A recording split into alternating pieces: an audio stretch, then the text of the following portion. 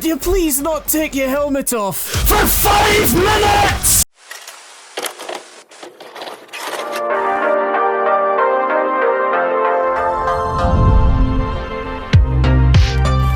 Hello there guys, gals, ladies and gentlemen, my name is Leipalarden, and welcome back to my weekly review and recap of the Halo TV series. Now, if you were expecting the same levels of balls to the wall action and chaos from last week, bad news, bud, cause that ain't happening. We're back to the same bog standard talking and drama for this week's episode, probably because they blew the show's whole CGI budget last week. But here it is, everyone, episode 6, Solace.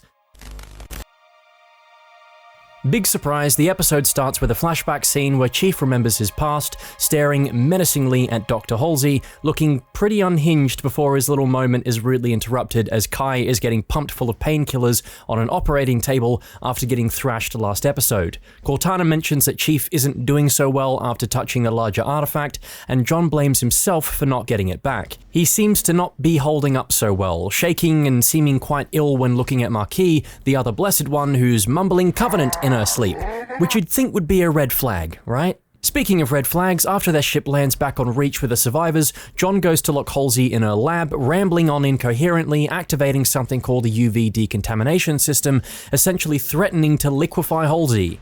Okay, not gonna lie, that's pretty grim, and definitely not the kind of thing I'd expect the Chief to do. Chief calls Cortana's bluff, thinking that she'd override his mind and take control of him, kinda like last week, but apparently she doesn't have the facilities to do that. I don't think you have the facilities for that, big man. Chief quickly pulls Halsey out with just a second to spare, now knowing what Cortana's limits are. Cut to the committee, trying to figure out how to deal with Marquis, suggesting for the Chief to interrogate her, which, to me, seems odd. Chief and the Spartans are trained to deal with all kinds of situations, but interrogation, to me, feels like a bit of a stretch, and something that you'd think you'd get people from ONI to do. Despite being critical of Chief and his capabilities before, Admiral Perengoski just turns on a dime and seems confident that Chief will be able to do the job. As he goes in to interrogate Marquis, we're introduced to the only smart person on this show, a Marine who says that the Covenant don't take prisoners and that Marquis is one of them. And of course, he's absolutely right, but Chief pays no mind to him and goes in without his armor. Seems like a great idea when you're coming face to face with a potential enemy, huh? Marquis lets slip that the larger artifact could be in the Asperol star system, which sounds like a brand of painkiller, and that she's also a Blessed One, the same as Chief. Halsey is questioned by someone regarding the ethics of her scientific developments like the Spartans and Cortana, while Perengoski and Keyes take a nap and watch the whole thing?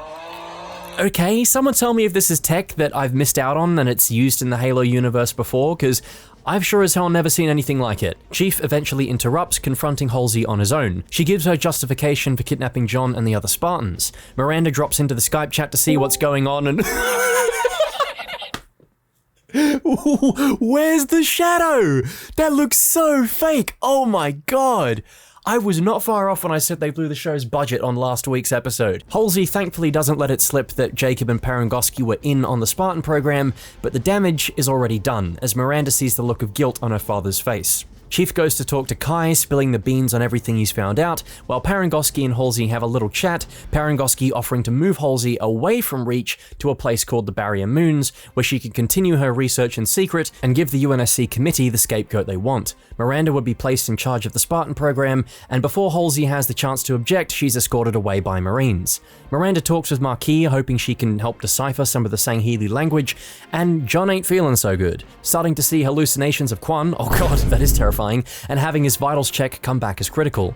Halsey packs her bags and gets ready to leave along with Mr. Creepy Irish Dude, mentioning that Cortana can operate as an inside woman, giving her information on what's happening inside of FleetCom. Meanwhile, Silver Team are just chilling, you know, just vibing, I guess, looking at a hologram of a Spartan laser.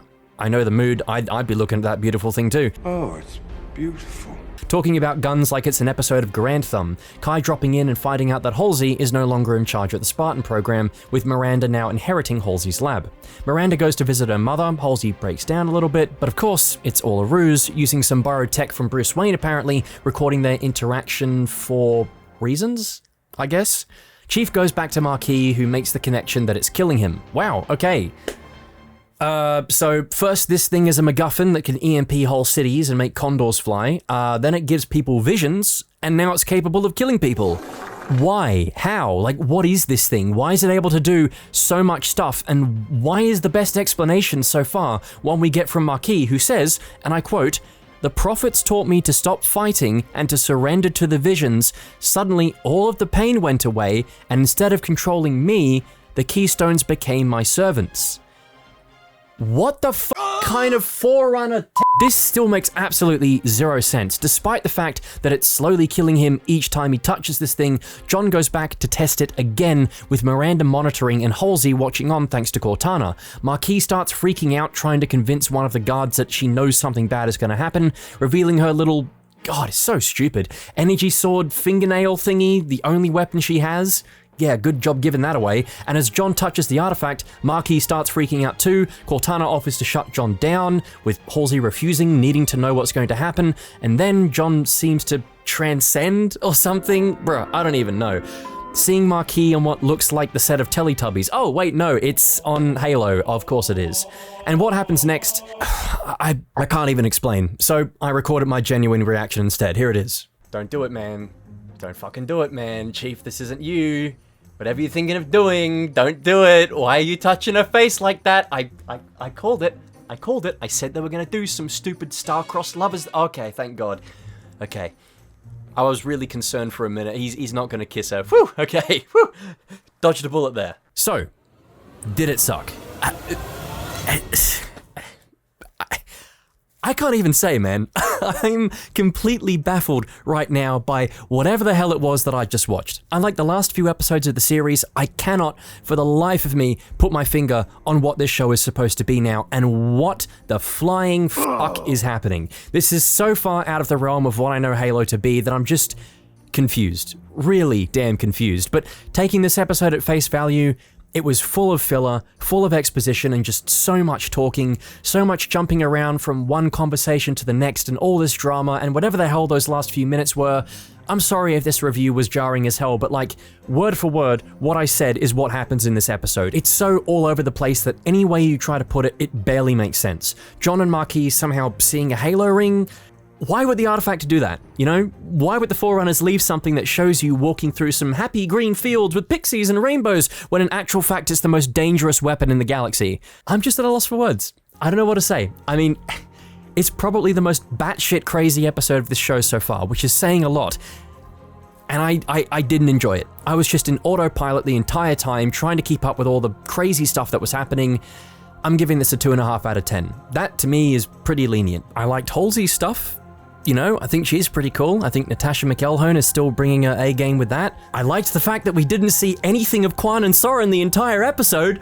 Woo! Let's go, baby! All my homies hate Quan and Soren. I like seeing the Spartan laser, but I don't know. That just felt like a fever dream to me. So, what did you think about the latest episode of the Halo TV series? Did you enjoy it? I mean, hey, look, good for you, man, because I sure as hell fucking didn't.